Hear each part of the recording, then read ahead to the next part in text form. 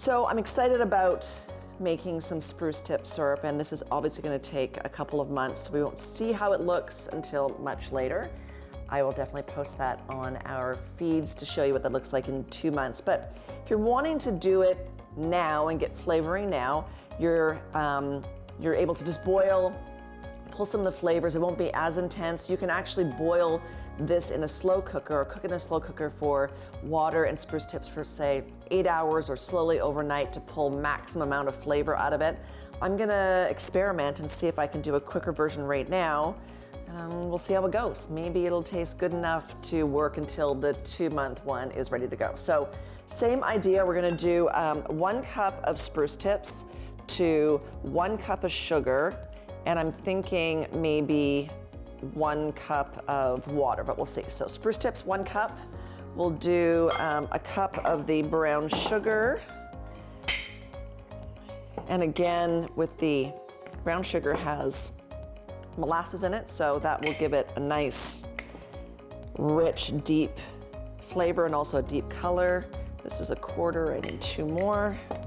And then water I may have to adjust, but we'll see.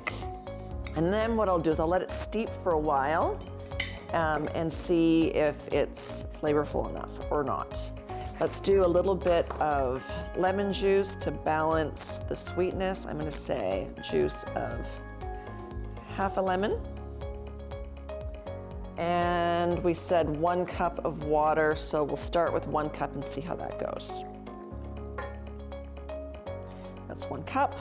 Fire this up. You know, I think that we often take for granted all the beautiful foods that grow in the wild in our own backyard. And what is old is new again. For spruce tips, I'd mentioned they're very high in vitamin C. The green in them means that they're also containing chlorophyll. They're very high in chlorophyll. If you have a wound, drinking a spruce tea would be great for wound regeneration, skin regeneration. What else? It has been known to help you detoxify heavy metals in your body as well. So lots and lots of benefits. I challenge you to go online and just look up spruce tips and how to eat them and how to prepare them, and look at all the benefits that you get from that. So let's go ahead and boil this for a good 15 minutes, and I'll strain it off and give it a taste. I'll actually boil it down into a syrup format as well, to see how it turns out. Get all the little bits in here. Push all of the goodness out. You can see that the spruce tips have lost a lot of their bright, brilliant green color.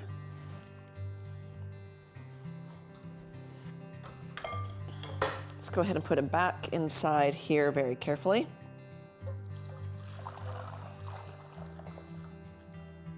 If you're wanting a really clean, clear syrup, you can run it through a cheesecloth later on. I'm good with a few little bits on here. Now again, this is where the patience has to happen. We're gonna boil away and we'll do the back of the spoon test to see when it gets to the syrup stage. And I will let you know what temperature your syrup should probably get at in order for it to become a nice gooey syrup. So let's go ahead and let that boil away. You want to get your syrup to 223, 232 to get a nice soft syrup. I think that I am almost there based on what I can see. I'm sitting at 224, 225. So when we're at this point, we're going to turn the heat off. And please remember, you're dealing with something that's very, very hot. We're going to do one final strain to get all the last of the little bits out. It's a nice golden brown. I could smell the wood. I can smell some of the citrus notes. It smells beautiful.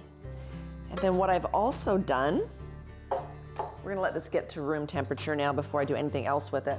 But what I did last year with the elderflower syrup episode that I did, I had these really cute little bottles. So I'm gonna go ahead and bottle them in here, and you'll see the final product that I have in the shot It's cute, it's yummy. The taste is, try to cool this off a little bit.